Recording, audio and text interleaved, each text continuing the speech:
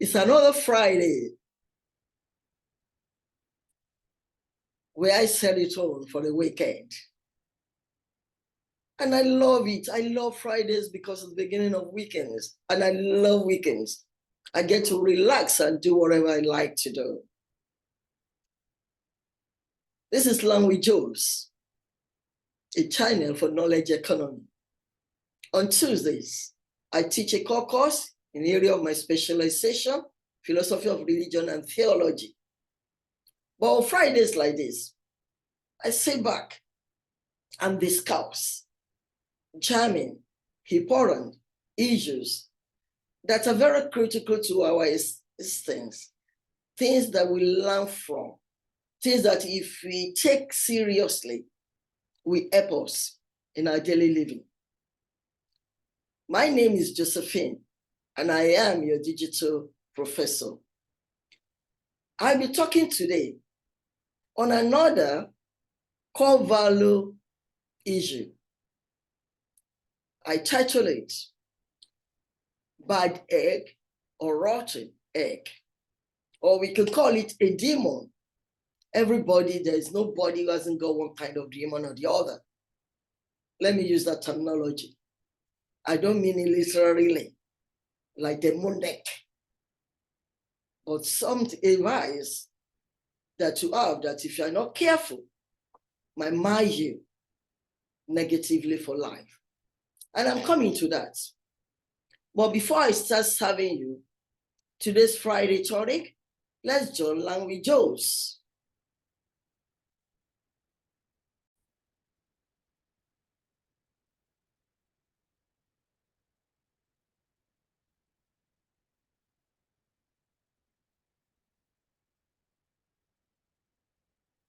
And welcome back.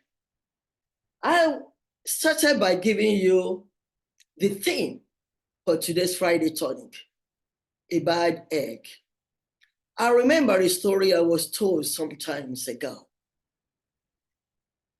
about a woman who had late night visitors. You know, some people, maybe they're traveling, or some people, because of familiarity, they will come and visit you late in the night, sometimes unannounced, with family members, just to gist with you. Sometimes it might even be, you might be aware, it might be a kind of sleepover for one reason or the other. Maybe somebody's taking a trip and they feel, oh, we can't come, let's stop here. We have a friend here, let's stay here overnight and then we can start our journey tomorrow. So they branch the car. So she had these late night visitors and now they are hungry. They have finished their dinner. She didn't even have any left over because what she had prepared for that night, she had finished it with her family. But good-natured hospitality, she went into the kitchen to see what she can just pour it better. She knows she's really out of stock of either grilled chicken or one that is cooked or whatever meat. All you have is frozen ones, and she cannot start to be defrosting that night to start cooking to be later. But she still has some stew. So, and then she look in the cupboard shelf and she has some sardines. That means, well, they are not really, let me say, they're like family friends. I can serve this sardine with this stew. I make some little rice and they can eat this. Until tomorrow, I might be able to prepare something much better. And now when she opens the fridge, she just goes, oh, I have some eggs. This is good. I could really even make an egg stew. Which should be an egg stew. They can eat it with rice, they can eat it with yam, they can eat it with bread, they can eat it with everything. Let me make an egg stew. Yeah, that is it. And she started breaking without knowing. She put the stew down and she started breaking the egg inside the stew, only to discover that one of the eggs she was breaking was rotten. And for anybody who has seen or encountered rotten or bad egg, you know how foul the smell is, that the smell is bad. And this one egg, out of so many tears poured in that to ruined it. The smell alone, there's no way you can bring it out. There's no way you can remove it. You can't delete it. It has spread, it has spoiled the whole stew. And she had nothing left over.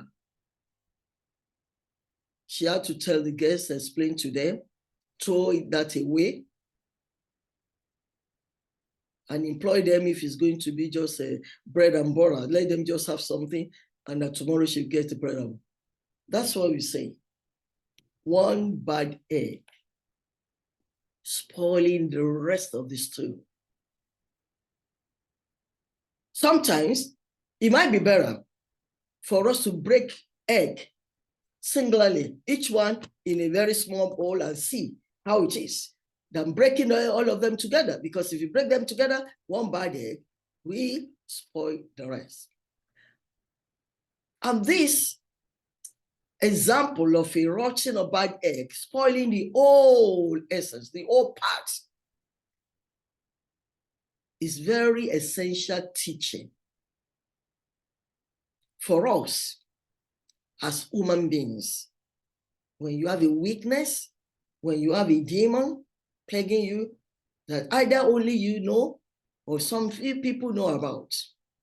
But you know, in this channel, as I love to do, because I want you to concentrate and follow me perfectly well, I normally prepare some few slides as I speak so that you can follow.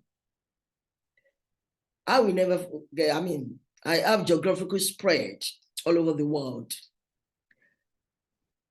And our tonation, pronunciation at times, diction at times, culturally varies.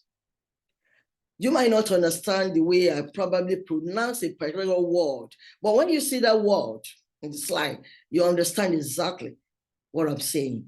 And that is the teacher in me. And your professor wants you to understand perfectly well whatever I say. So join me as I share these few slides and continue in this teaching of one bad egg.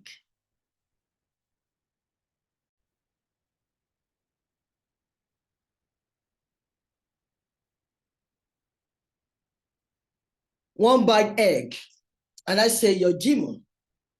You can imagine when an hen lays so many beautiful eggs, sometimes for one reason or the other, we normally get one or more bad one, but it takes us to break it to really know.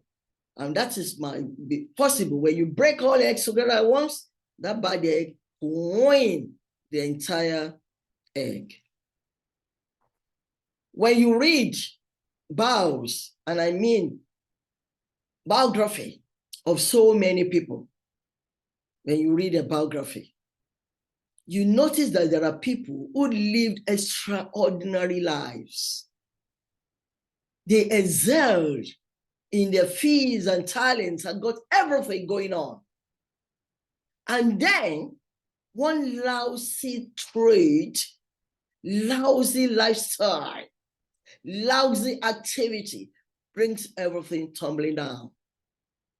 We've known of some tele-evangelists that said scandal to one of their female members of the church or the choir, brought them down. We've known about so many people, top people, who have done extremely well. And I'm going to give examples here. The examples of people you know. I think I'm limiting those examples to just 3 people that are well known all over the world. And that's what I mean by one bad egg. As one bad or rotten egg spoil the entirety of your stew, or where you put it, you break it. So also, one lousy trait or lifestyle or activity of yours could ruin and damage your image for life. Example 1, we all know Whitney Houston, I love her. Many people love her because of her music. She had an amazing voice. Each time when I even remember the film she acted, The Bodyguard, I said, oh, I remember. She was a great woman too. And she is the only woman to have had 7 consecutive #1 Billboard hot songs, 100 songs, 100 hot songs. The only woman artist, singer that has been able to achieve that. But what is the rotten egg of the bad egg here? Drugs, something she couldn't deal with in time. If she had been able to deal with it, maybe she must still be alive today. That bad egg, that drug, that activity, lousy activity, destroyed a lot in her life and ultimately led to her death. One bad egg. Let's take another example too. Bill Cosby. For those of you, you love, it's a TV conceit. So people will run home to come and sit at the television to watch Bill Cosby. I particularly love this show. It represented the Black culture that was positive and inspirational. If you are Black or brown, whatever, you will find Bill Cosby show very inspirational. But wait for it. The multiple sexual harassment scandals brought everything he has done tumbling down. And what has become of Bill Cosby? He has been classified as a sexual predator. His shows were canceled. Some honorary degrees given to him were taken. And over 50 of his honorary degrees have been rescinded. One rotten egg that he could have put under control. Example 3, Justin Sacco. Maybe some people are not familiar with that name, Justin Sacco, but you know she was the Senior Director of Corporate Communications at IAC. And Sacco was fired after she sent an inappropriate tweet right before boarding a flight to South Africa. In the tweet, she just said, going to Africa, I hope I don't get AIDS. Just kidding, I'm white. What can make you more racist than that? You are going to South Africa, a country of the Blacks, and you are saying, oh, you are white, you hope you are not getting AIDS. As if they are all invested with AIDS virus there. And perhaps she's made those jokes before, or similarly said such stuff all over. And perhaps she speaks up to racism in her talks here and there, and nobody never takes her so serious then.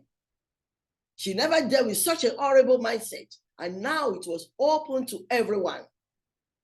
And it cost her a deserved social media uproar. It caused her loss of reputation. It caused her global embarrassment. And peak of it, a job. One bad egg. You know, our tongue can be caustic. When you order something, or in this era of social media, either in Twitter, Instagram, Facebook, TikTok, you say something unpopular, people will raise an uproar because immediately you send it out. People will see it. And the backslide will come to you. Justin Sacco lost her job for that stupid tweet she made. Our rotten eggs, or what I call demons, we all have it. There's nobody that hasn't got a weakness. We categorize those parts of our lives under oaths by weakness and leave them unattended. My appeal and clarion call today is that never leave unattended that so-called weakness of yours. Those little foxes or demons you ignore and you refuse to address might bring you tumbling down. The unattended anger. Some people have anger issue. It's so easy for them to slap. And they won't know when they're slapping somebody, they should not even slap. Excessive alcoholism. Oh, I love my drink. And you don't know when to stop. And when you take excessive alcohol, you get addicted kind of, and you behave irrationally for somebody who's supposed to be rational.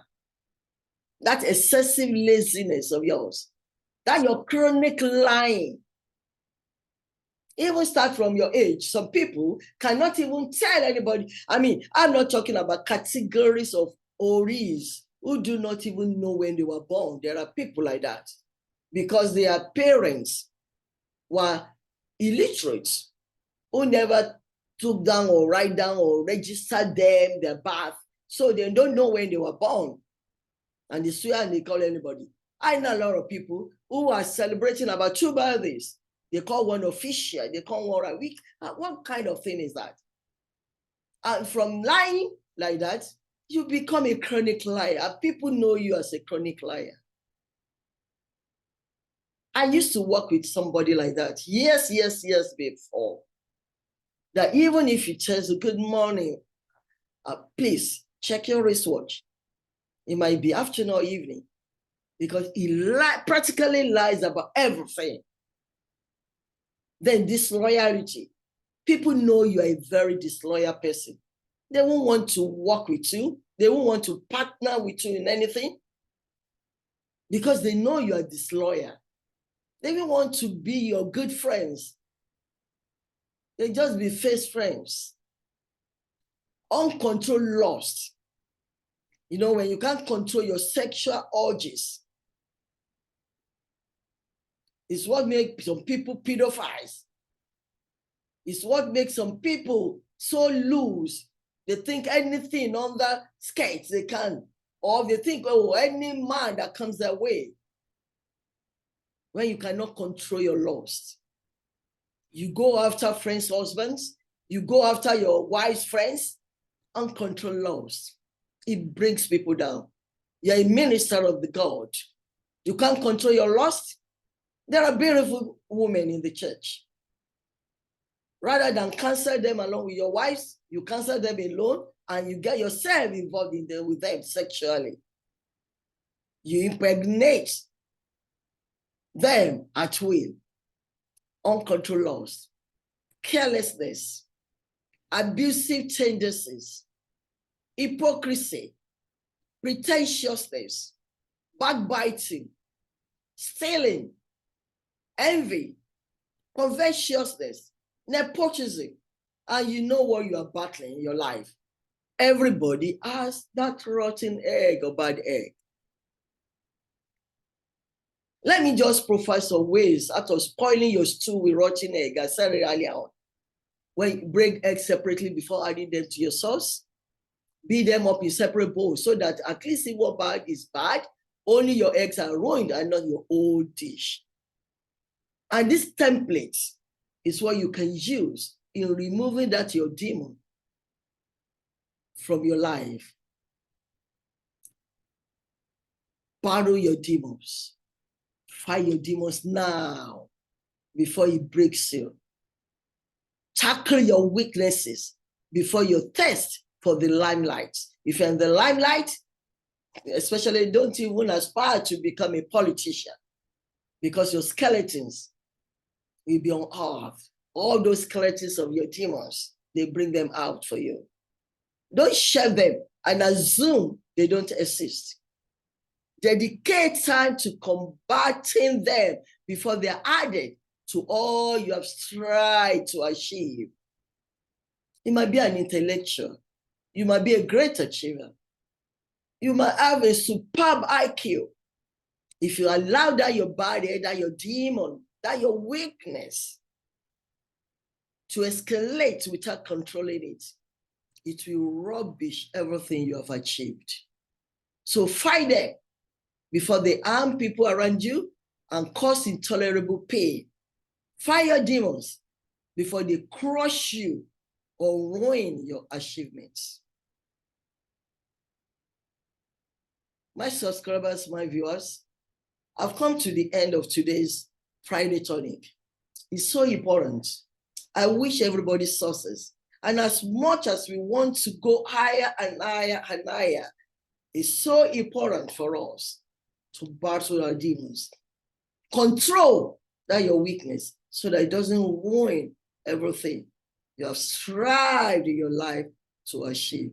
Don't forget the examples of Justice Sacco within Usti, the Cosby. See what their demon, that bad egg in their character, see what it has done today. And sometimes it's irreversible. I wish us a fantastic weekend. Enjoy yourself. Stay tuned to Language Jones. Join me on Tuesday as I continue in the teaching of liberation and Black theology. I love you all.